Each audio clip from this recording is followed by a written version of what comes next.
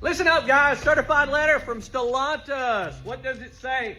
Cease and desist. Final notice. Stop discussion about the new Gen 6 Dodge Viper V10 twin turbo. Well, I'm not stopping discussion. They bought the engine blocks from me. I intend on telling everybody about it. Stellantis, I'm not sure if the right hand is talking to the left hand, but you still have some blocks over here that haven't been picked up. I might take a vacation for a month or two to delay the production of this car. Stop sending me letters. Listen, these Kyles that keep coming out saying, I used to work at the SRT division. They're not coming out with a new Dodge Viper. Listen, Kyle, the only division you worked at Dodge was the unisex bathroom. Anyway, follow me for more videos about the release of the new Gen 6 Dodge Viper. Thanks, guys.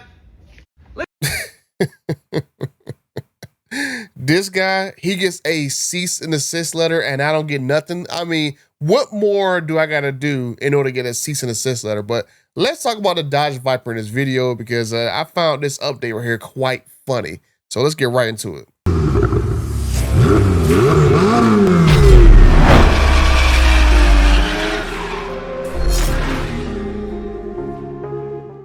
Okay, I'm over 48,000 friends and 58% of you guys who keep watching these videos over and over again, but don't want to be my friend just yet. Consider hitting the subscribe button and come join the channel, come join the fun as I've been breaking down these latest Dodge Viper leaks and news and stuff. So let's get right to this video with Andy from Area 51 and stuff. So now I fully believe after watching this clip that he posted right here, that is definitely 100% a lie, everything he said about the Gen 6 Viper and stuff. So I told you guys in the video that I made about, what, a month ago in June, that, you know, I was kind of skeptical about what he was saying in his video and stuff. I mean, I wanted it to be true, but that's why I didn't say it's confirmed that Dodge is actually taking his blocks, stuff like that. I was like, yeah, I mean, it sounds nice. It sounds good. It could be possible, them taking these engines and building mules with them and stuff, but I wasn't exactly fully convinced about that. But now after watching a clip right here, him talking about, yeah, Stellantis is sending him letters about stop talking about the Gen 6 Viper. I mean, how many times people have been talking about Stellantis and stuff and FCA and the Challenger, the Cuda, the Viper, all these other vehicles, and they never got cease and desist letters. So I know that me personally, over the past 5 years, I leaked out a ton of stuff that's coming out, right? I done leaked out the Elephant's coming out 2 years before that happened. I done leaked that the tungsten came out months before that happened because I actually seen it. I actually had a FaceTime with an employee who was, let's just say he was right there in living color of the tungsten. I saw all its cloned out glory. I leaked out, what else I leaked out? I leaked out that the Durango Hellcat could have came back because of the evap system before they even told the media about it being an evap system and stuff. So I've leaked out a ton of stuff over the past 5 years. And then now in the past year and a half, with me and TK's Garage joining forces, we leak out a ton of documents. I don't think nobody else leaks out more documents than me and TK's Garage, that we get in so much trouble with them that we never got a cease and desist letter, a phone call going, hey, stop leaking our stuff. I mean, I've even got investigated by Stellantis years ago. I'll probably make a video about that, but I'll give you the short and skinny of it, right? So Stellantis was kind of pissed off at all the stuff that was leaking out about their Ram TRX when it first came out, about all the issues it was having on the production line and stuff. And so they sent their people from CTC to come over to like SHAP and try to investigate who all would talk to me behind the scenes in the background and stuff. And I mean, I've joked in videos back then that Stellantis, you do realize that I know people that works for you directly. I don't just have UAW people that I know too. I know actual Stellantis employees who talk to me. I know people who are friends with Stellantis employees that live in Detroit. So I get my information from a lot of different places. So just because you go and try to shake down a UAW doesn't mean I'm not going to not get any more information ever again. And ever since they did the whole shakedown of the actual UAW employees and stuff, I've gotten even worse at leaking documents. So it's obviously not coming from the UAW side. So I'm just saying, I mean, I've even had my dear friend ask me who that he knows that be leaking me stuff, because sometimes I be leaking things that only, I guess, a certain group of people actually know about. So I'm just saying, man. But I've been investigated by Stellantis before. I don't know why my camera won't zoom in on my face anymore. There we go. But I've been investigated by Stellantis before, and trust me, I never got a cease and desist letter I've seen the extent of them investigating people, right?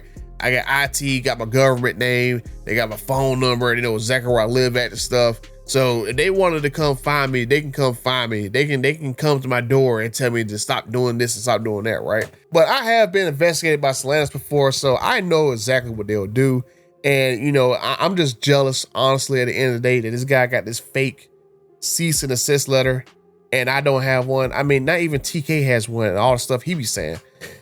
And I'm like, you would think that me, TK, OC, Motivator, all three of us would have cease and desist letters, because if you believe some of these guys out there, we're ruining the brand. We're devaluing everybody's cars. We're spreading hoaxes, our doozy of a hoax about a D170 that's driving around with a missing bearing, right? You would think that after that one story right there, we would got a letter saying, stop talking about us, right? But it hasn't happened. And I'm going like, how in the world did this guy, after 2 videos, get a letter and I don't?